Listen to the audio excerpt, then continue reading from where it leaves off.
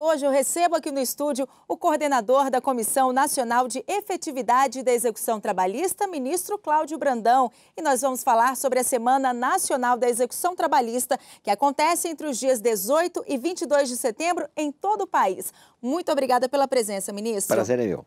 Bom, ministro, o que é a execução trabalhista e por que fazer um mutirão para atuar nos processos em fase de execução? Bem, primeiro vamos por etapas. A execução trabalhista é uma fase do processo que existe quando, por alguma razão, o devedor que foi condenado a satisfazer uma obrigação, a pagar uma determinada dívida, enfim, que ele se reconheceu na sentença, não cumpre a obrigação voluntariamente. Então, existe uma etapa do processo, que é uma etapa na qual o juiz titular da vara, enfim, o substituto, no qual o processo está em andamento, desenvolve e pratica uma série de atos voltados exatamente para transformar eventual patrimônio que o devedor possua no valor que irá ser transferido para o credor para pagamento da obrigação. E por que a Semana Nacional de Efetividade da Execução? Para que todas as atenções de juízes, servidores, enfim, devedores, até credores, estejam mobilizadas para os processos em fase de execução, a fim de que as obrigações sejam satisfeitas. Então, são semanas em cada ano, é uma semana em cada ano, geralmente a terceira semana de setembro, em que a Justiça do Trabalho, em todas as suas varas, tribunais, etc., se volta para esses processos que demandam uma atividade maior do juiz.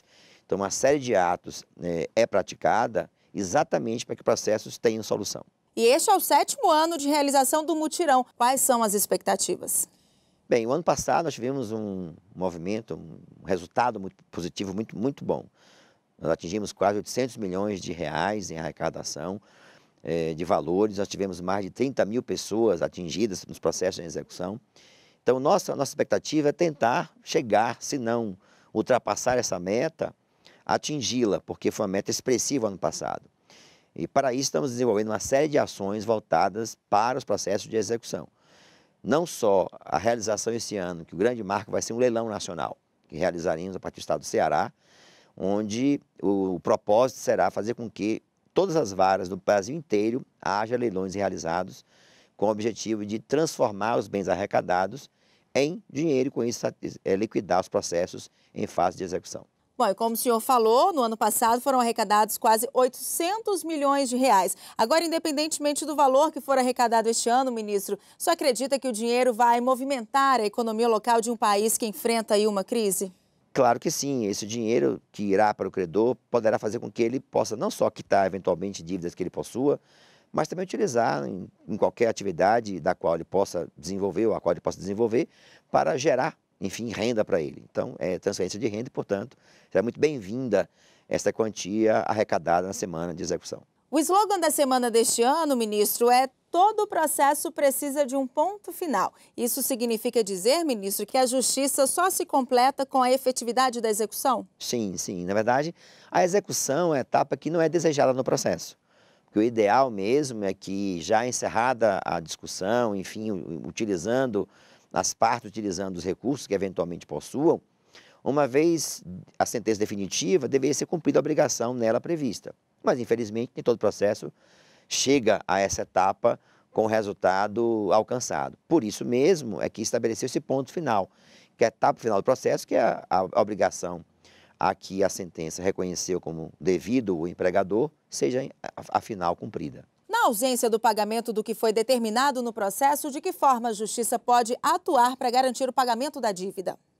Eu quero deixar claro, até para que não se tenha uma visão equivocada, que o empregador pode procurar a Justiça do Trabalho, pode procurar a Justiça e pedir para incluir seu processo em pauta. Haverá audiências próprias nessa fase até mesmo para tentar a solução por meio da conciliação, por meio do parcelamento. A fase de execução, ela somente existe quando o empregador não só não paga a sua dívida, como não procura a Justiça do Trabalho.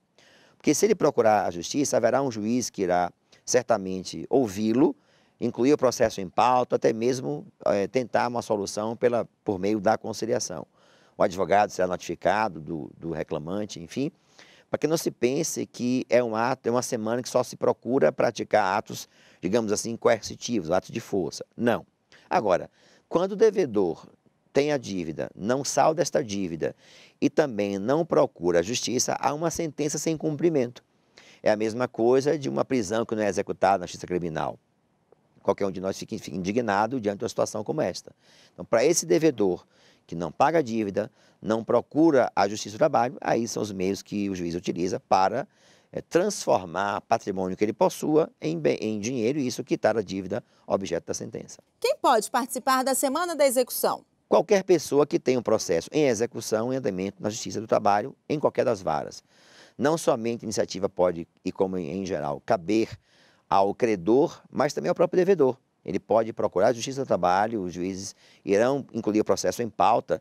Nessa semana, os prazos dos juízes são suspensos, prazos para a sentença, prazos para proferir decisões são suspensos, exatamente para que eles possam dar maior atenção aos processos em fase de execução. E esse mutirão, ministro, ele conta com auxílio de ferramentas tecnológicas como o Bacenjude, Renajude, Navijude. Queria que o senhor explicasse o que são esses sistemas e de que forma eles atuam nas atividades de execução trabalhista. A tecnologia tem sido uma, digamos, eu chamaria de uma parceira indispensável na atividade do juiz hoje. Então, nós temos na execução uma série de ferramentas tecnológicas que o juiz pode fazer uso exatamente para obter o resultado final do processo. O Renajude é um sistema que pesquisa a existência de bens existentes, no caso veículos automotores, no nome do devedor. Nós temos a grande novidade esse ano, que é o Navijude, que é um segmento que só nós temos, Justiça do Trabalho, que é um convênio feito com a Marinha do Brasil, que permite pesquisar embarcações, desde jet skis até iates, enfim, que a pessoa possua, e que pode ser pesquisado em sistemas informatizados para que sejam objetos de constrição. Nós temos também o Bacenjude, que é uma ferramenta muito interessante, que permite identificar saldos em contas correntes, aplicações financeiras que a pessoa eventualmente possua, seja em conta pessoal, seja em conta conjunta, e que permite que o juiz também possa fazer eventualmente bloqueios desses saldos existentes para transformar, destinar esses saldos em conta bancária para quitação da dívida em andamento. Então eu diria que a tecnologia hoje permite ao juiz identificar vários bens que a pessoa possua. E há também uma ferramenta muito interessante que fizemos no convênio esse ano, que é chamada Rede Lab. A Rede Lab é uma rede que coordena, conecta vários órgãos do Brasil inteiro, que permite essa conexão, fazer investigação patrimonial. Então, isso envolve registros policiais, registros nos órgãos públicos que tratam da lavagem de dinheiro, por exemplo. E o juiz tem acesso a toda uma rede de dados, de informações, que pode fazer com que haja a identificação de patrimônio que, eventualmente, o devedor tenha querido, desejado ocultar. Então, aquele devedor que quer ocultar o patrimônio, a tecnologia tem sido utilizada para fazer o contraponto dessa tentativa de não cumprir a obrigação que a sentença definiu. E com relação ao devedor que não tiver dinheiro e nem bens para quitar a dívida, de que forma ele pode negociar o pagamento? É possível, por exemplo, parcelar a dívida? Esse devedor que queira quitar a sua dívida, eu sugiro que ele procure o juiz da vara onde está o seu processo em andamento. As nossas portas estão abertas para esse devedor que quer solucionar a dívida e para que não se pense que só se praticam atos de força na execução. Eu digo que a execução, ela somente irá existir se o devedor não procurar a Justiça do Trabalho, não tentar uma solução por várias formas, inclusive por meio da conciliação. Então, a sugestão que eu dou a esse devedor é que ele procure a vara onde está o seu processo em andamento, que certamente haverá alguém que poderá atendê-lo, irá recebê-lo e poderá intermediar até, quem sabe, uma audiência de conciliação com o advogado da parte contrária, que neste caso também poderá participar e, quem sabe, solucionar o processo de uma maneira mais fácil para ele e até para o credor. Ok, ministro, muito obrigada pela entrevista. Prazer é meu, sempre estarei aqui às ordens. Bom, e esta edição do Revista TST termina aqui. Você segue acompanhando as notícias do Tribunal Superior do Trabalho no nosso site e pelas redes sociais. Muito obrigada pela companhia e até o próximo programa.